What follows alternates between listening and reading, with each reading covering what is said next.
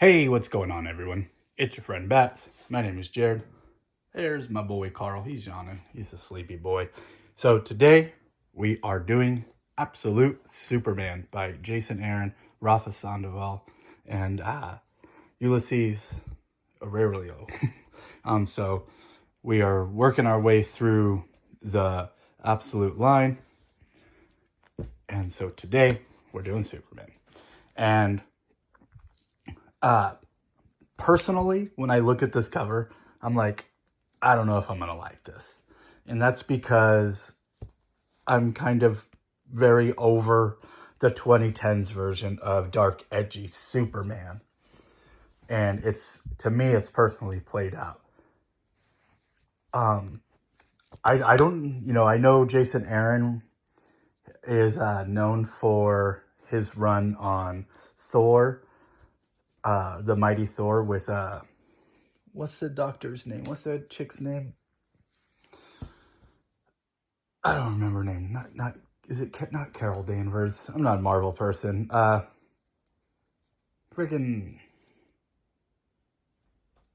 Anakin Skywalker's girlfriend's character. Anyway, so I read the first two issues when they came out. I was able to get them, and I really enjoyed the first two issues. I've been a big fan of Rafa Sandoval for a long time. When I say long time, for the last few years. And I feel like this was his best work yet, personally. And I think a lot of it has to do with Ulysses. Is the colors? Yeah.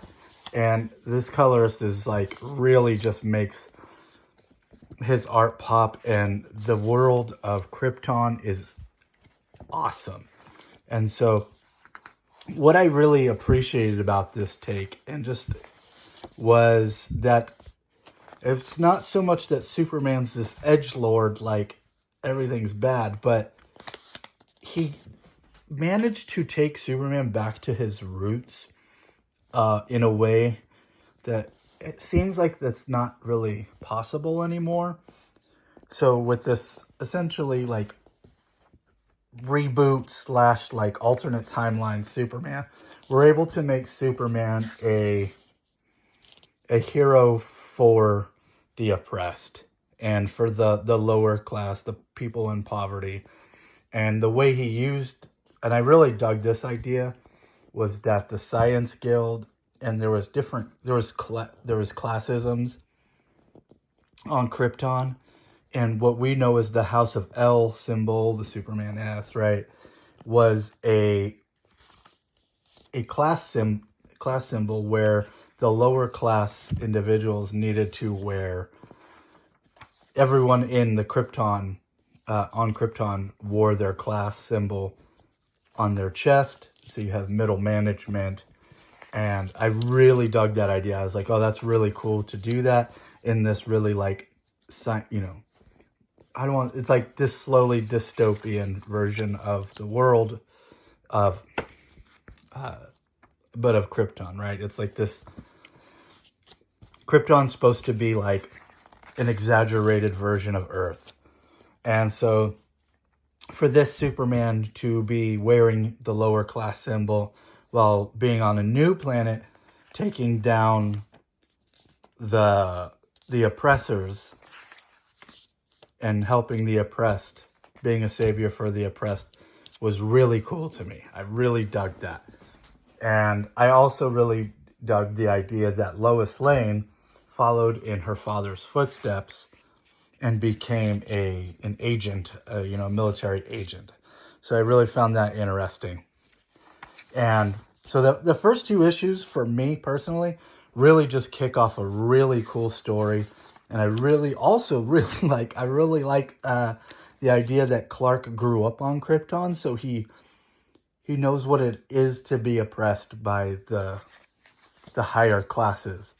And so then when he comes to Earth and it's the same thing, but now he has powers, he's able to use his powers to almost in a way get revenge, but also defend the people who can't be defended. And he travels around and he's a drifter like that's played out. But somehow Jason Aaron took these essentially bland ideas of the 2010s and managed to make them cool in the 2020s by just making it a Superman reboot and meant to be a different version of Superman. Really dug that. And Laura's looking cool with a big gun. That's really cool. Like, for me, I know a lot of people really liked Wonder Woman, and they say Superman is mid, where I'm like, I don't see what you guys are talking about. If you like it, awesome. But I'm loving Superman. I thought Absolute Superman is fantastic. And I really dig the idea that like Clark came back with like, he has like an AI suit that's like his helper. So like he doesn't have a Fortress of Solitude that guides him and stuff like that. He's got an AI robotic suit. You know, that's cool. And then like his suit gives him extra powers. So, you know, I'm like, I'm just really enjoying this. And the art, you know, is very busy, but it's really good. And it's just a solid book. So if you've had any, and it hits you in the feels too. It does hit you in the feels, you know, because Clark is a teenage boy who gets sent away, and there's a lot more to it, and like that emotion happens.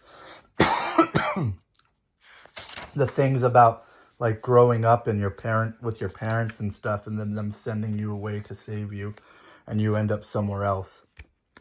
It's a different take on the Superman story, and it's just really good. It's just really good, and I highly recommend it.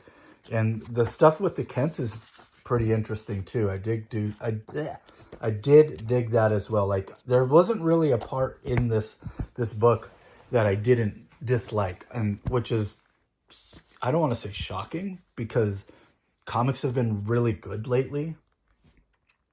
But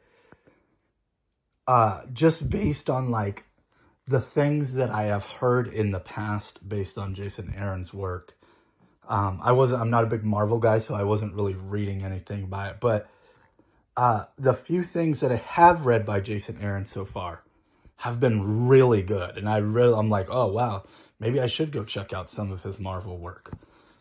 I don't know. Maybe I will one day. Maybe one of those library things. But yeah, Absolute Superman is definitely worth picking up. And if you've heard it was mid, I disagree. You can take that however you want. But I loved it, and I would recommend it to pretty much anyone. It's just a good read, and it's solid. So that's my thoughts on Absolute Superman. So thanks for watching, and I'll catch you guys on the next one. Peace.